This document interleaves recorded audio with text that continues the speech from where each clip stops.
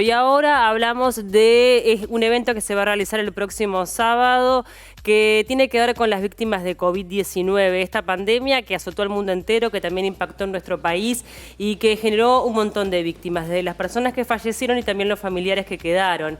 Es interesante esta movida porque es importante entender que esto pasó y que dejó un rastro muy difícil de llevar para muchas personas, entonces el olvido no puede estar presente, es fundamental, ¿no? que siga siempre vivo en la memoria, no solamente de los pacientes, de las víctimas, sino también de la población en general, ¿no?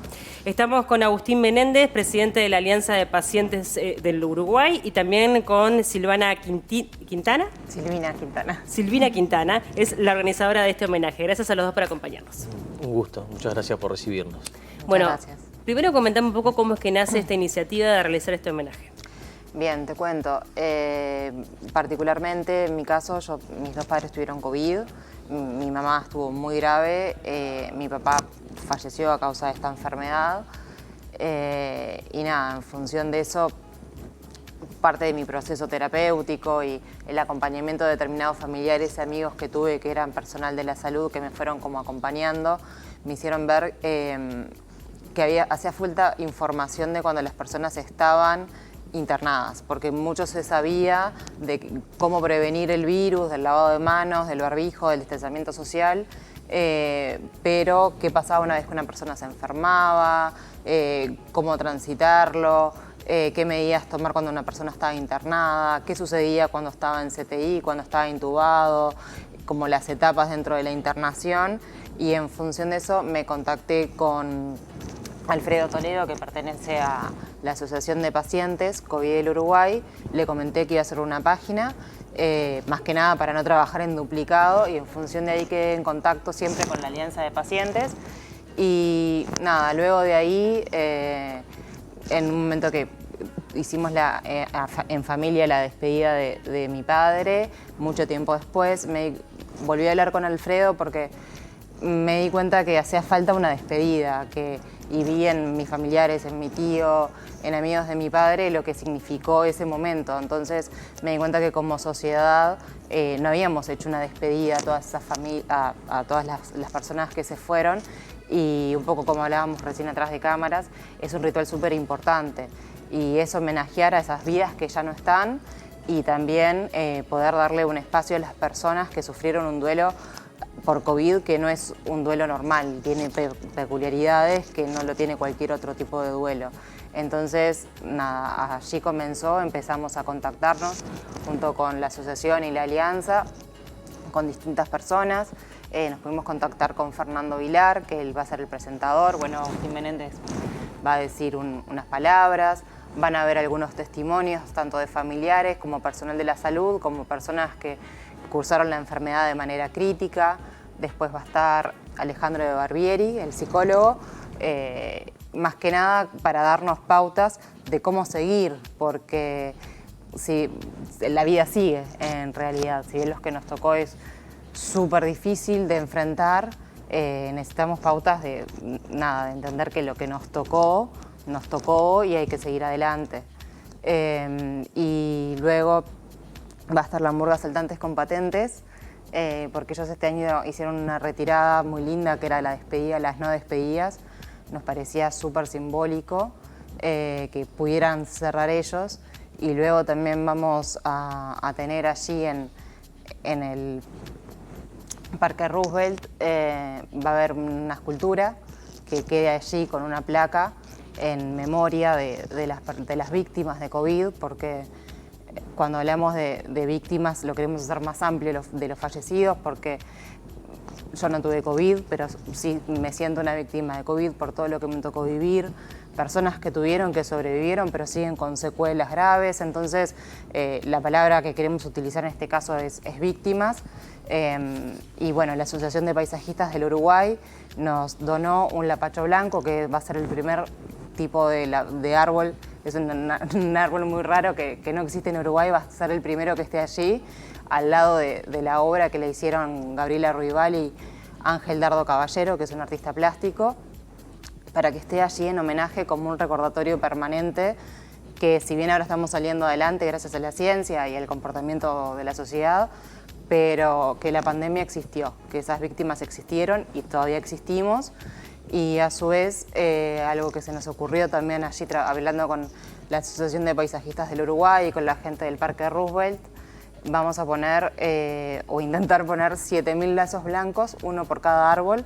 El Parque Roosevelt tiene 700.000 árboles y cuando estábamos ahí reunidos en el lugar donde va a ser el acto, que es un acto homenaje y una instancia muy linda que está como muy pensada desde el corazón y de salir adelante, queríamos como homenajear o que estén presentes esas 7.000 personas. Pensamos en infinidad de cosas, flores y tal, y en un momento, estando ahí con todos esos árboles, pensamos, si cada árbol tuviera un lazo y fueran 7.000 árboles, el impacto visual que podría tener. Así que bueno, vamos a estar poniendo esos lazos. Tremendo desafío. Sí. Yéndonos un poquito a lo que es, volviendo a lo que fue COVID y lo que fueron los pacientes y quienes han padecido el COVID, especialmente las personas que tuvieron COVID. Tú que estás en la Asociación de Pacientes del Uruguay, que es de todo tipo de enfermedades y patologías.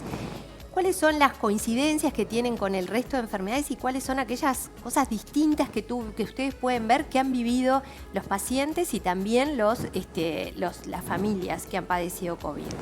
Bueno, la pandemia impactó a todos, nos llevó a todos e impactó de diferente manera en las diferentes enfermedades. Ni que hablar lo que contaba Silvina acerca de en su familia, como las 7.000 familias, eso sin lugar a dudas que es un dolor muy grande. En lo que tiene que ver con otras patologías, hubieron personas que por supuesto, algunas que fallecieron y eso como cualquier fallecimiento impacta y es un duelo que tiene que transitar los que quedan. También impactó en el sistema sanitario porque la prioridad pasó a ser el COVID y dejó de ser todas las otras estudios, patologías que la gente tenía. Que recién ahora en este año, que por suerte se ha, si se quiere, normalizado, ha vuelto a funcionar como sucedía antes de la pandemia. Ese ha sido lo más importante, es decir, durante 2 años el COVID fue estuvo en el centro de la escena y dejaron de ser las otras patologías. Hemos vuelto a, no sé si a una vieja o una nueva normalidad, que bueno, que nos está permitiendo volver a atender esas otras cosas que estaban en el fondo y no eran parte primordial. Sí, también se habla, lo comentamos ayer, de una vulnerabilidad que tienen muchos pacientes que han tenido COVID para otras infecciones respiratorias, es decir, que también en definitiva puede llegar a tener impactos en la salud independientemente de que con la vacunación y con el trabajo de la sociedad en su conjunto se haya frenado la pandemia o la emergencia sanitaria, al menos aquí en Uruguay. Sí, dejó de ser una emergencia, pero todavía seguimos alertas, atentos, más allá de que las medidas se han suavizado, todos nos hemos, si se quiere, relajado un poco, pero hay que seguir atentos por el desconocimiento que todavía, o también los coletazos que van quedando de 2 años de vida bastante extraños para todos. A través de tu página, ¿qué cosas has encontrado que más te han preguntado, que más han compartido contigo? Porque imagino que has estado en contacto con muchas familias que han pasado por esto, ¿verdad? Sí, en realidad, para mi sorpresa, lo que más me han preguntado y lo que más he hablado sobre el duelo. De hecho, un día tuvimos la posibilidad de hacer un vivo con Alejandro de Barbieri justamente por el tema de los duelos en pandemia. Yo me había enfocado mucho tanto en familiares como en pacientes para que esté toda esa información allí, porque yo la fui aprendiendo en el momento y todos los familiares con los que hablaba sí me decían, es verdad, el PAFI, el CO2 alto, todas las cosas que nos van indicando los médicos cuando están en CTI, que vamos aprendiendo, pero por el momento en que yo lancé la página, ya lo que quedaba, ya no habían tantos casos, ya era más lo que quedaba era todo el tema del duelo COVID, que es diferente a todos los demás, porque, no sé, tú recién preguntabas qué tenía de diferente con otras enfermedades, y desde el vamos, el no poder estar ahí, no sé, no podés estar cuando el doctor le da el estado de cómo está, no poder abrazarlo, darle una mano, saber que un día se lo llevan al hospital y perdés contacto físico, es por teléfono, a veces se cansan hablando. Entonces, bueno, todas esas cosas hace que sea un duelo totalmente diferente. Sí, mismo el tema del velorio, ¿no? Que es tan típico en nuestro país y que tiene que ver con una despedida en donde todos, amigos, familiares, todas las personas que han conocido a esa persona que se fue, puedan acompañarlo. Eso no lo pudo vivir ningún familiar de víctimas de COVID, ¿no?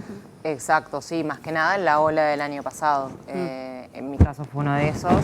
Y sí, además del velorio, todo lo posterior, los días siguientes, uno está triste y también las personas tampoco se podían acercar tanto porque todavía había muchos casos y la gente priorizaba cuidarse. Yo, por ejemplo, con mis amigas, nos juntábamos a cenar por Zoom. Claro. Ellas me hacían el aguante desde ese sentido. Claro. Toda la contención, ¿no?, que se necesitaba y que, como bien dicen algunos expertos, ¿no?, a veces el abrazo es el más curador y acá nos faltaron muchos abrazos durante la pandemia, ¿verdad? Sí, de todas maneras, allí hubo un punto que me parece que es importante destacar en esta pandemia, que es el trabajo del personal de salud. Por un lado, por la entrega que tuvo, por arriesgar, sobre todo al comienzo de la pandemia, cuando había mucha incertidumbre, su propia vida atendiendo a un paciente, y después en esas excepciones que hablamos, tú tuviste la posibilidad de despedirte o al menos de acompañar a tu papá, al menos en esa última etapa cuando estaba en CTI, y eso de repente también tuvo que ver con lo humano, del personal de la salud que estaba allí, ¿no? Exacto, sí, fue un caso súper excepcional. Cuando me llamaron para decirme que estaban ya hace bastantes horas reanimándolo y no podía, me dijeron que me llamaban en un rato, yo no sabía bien para qué, y me llamaron a los 2 minutos y me preguntaron a cuánto estaba y nada, en 15 minutos una amiga se animó, me llevó y pude entrar. Obviamente que él ya no estaba consciente, lo estaban por desconectar, pero por lo menos Estar ahí. Exacto, saber que sus últimos minutos de vida, yo como hija estuve ahí, no se fue solo, que sé que dentro de todo lo feo que me pasó, es un gran privilegio que tuve con respecto a otras familias. Entonces sí, y el personal de salud en todo tipo no sé, nosotros habíamos compartido una tertulia junto a un doctor Ravela que nos comentaba lo difícil que era para ellos como médicos tener que dar este tipo de noticias por teléfono. Claro, Era bastante desgarrador y uno como familiar también. Nosotros entendemos, o sea, yo entendía que el informe era una vez al día, pero estabas todo el tiempo esperando saber esa información y qué pasaba, y de repente te decían capaz que lo dializamos y uno tenía que estar esperando. Fueron muchísimas cosas, incluso algo que parece menor y yo lo decidí poner en la página y era algo que le contaba a él, era las ambulancias cuando iban a internarlos, no sabían el estado en el que estaba y dependiendo de la saturación se lo llevaban. Y era, bueno, si te sentís muy mal, haz un bolso, porque después la persona no tenía contacto con nadie, se iba con lo opuesto. Por ejemplo, mi madre le hizo un bolso a medio de las corridas, pero mi madre estaba sola y literalmente se fue con lo opuesto. Y después había que ir a hacer las filas y no sé, si uno ya sabe, por lo menos, no sé, es una banalidad que no lo es tanto, porque después cuando uno está solo internado, saber que tiene su cepillo de dientes, un libro. Sí, eso te iba a decir, aunque sea su libro, algo que lo acompañe, una radio, porque claro, sí. la soledad de ese tiempo que estuvieron ahí era tremenda. La incertidumbre tiene que haber jugado ahí un papel muy grande, que en otras enfermedades supongo que como ya se sabe mucho más hacia dónde vamos, el tener certezas incluso de una noticia negativa es distinto, ¿verdad? Esa incertidumbre que también decía recién Paula, de no saber qué pasa, si está la solución, si no, si venía, si la vacuna, si no la vacuna, si la familia se podía enfermar, que cómo iban a quedar después de salir del COVID, qué otros efectos tiene al salir de la enfermedad aguda, ¿verdad? Sí, incluso también era muy impredecible porque, no sé, mi padre tenía 59 años, no tenía ninguna comorbilidad. Era re joven. Mi mamá es un poco mayor y era fumadora, entonces son cosas que no... Impredecible. Tu mamá pudo sí. sobrepasar el Sí. COVID. Y como eso, millones no, pero miles de casos de de que uno no entiende la norma de Claro. cómo funciona esta enfermedad. Ahora, Agustín, tú desde la Alianza de Pacientes del Uruguay, ¿cómo vieron el trabajo justamente del personal de salud en este contexto tan especial? No, fue excepcional, ¿no? Porque extraordinario. El trabajo era el frente de, había que estar en el frente de batalla allí con esta, como decían ustedes, incertidumbre, con estos duelos desgarradores realmente. Y bueno, como se los homenajeó en su momento, y bueno, ahora ha pasado y hemos vuelto a esto, a esta... Bueno, van a participar del homenaje también Sí, por médicos, supuesto. ¿no? Porque también tuvieron un rol ahí bien protagonista. Médicos y todo el personal de salud, enfermeros, nurses, Sí, fisiatras. todos. Los equipos de salud en su conjunto. Exacto. Claro. Hasta el personal de limpieza. Claro. Se habrá tenido rol el personal de limpieza Exacto. en esta enfermedad, ¿verdad? Y un poco sumando lo que decía Agustín, de todo lo que hicieron, también exponer su propia salud y la Sí. salud de sus familiares. En Claro. el caso de que ellos mismos se contagiaran curando a alguien. Totalmente. Bueno, vamos a recordarle a todos los televidentes día y horario para este evento que obviamente es abierto a todo público. La idea es que pueda participar todo quien lo desee, independientemente de que haya transitado la COVID-19 o si haya tenido familiares que han fallecido o lo han transitado. Si tienen ganas de ir y de acompañarlo, pueden hacer, ¿verdad? Exacto, sí, es abierto a todo público. Es este sábado 7 de mayo a las 11 de la mañana. Y la entrada es por Avenida de las Américas. En Parque, Parque sí, Parque de los Derechos se llama específicamente. Sí, pero está ahí el cartelito, el Parque de los Derechos entrando por ahí. Exacto, sí. Y para la gente que no va, cuando vea todas esas cintas blancas, va a entender por qué. Sí, Porque que después se- te queda la duda, ¿y esto ¿Y por esto qué por tiene qué las fue? cintas? Bueno, tiene que ver con esto. Y podemos seguirlos en algunas redes sociales para aquellos que quieran continuar en contacto y sobre todo también para todo ese acompañamiento que seguro van a seguir haciendo, ¿verdad? Las familias.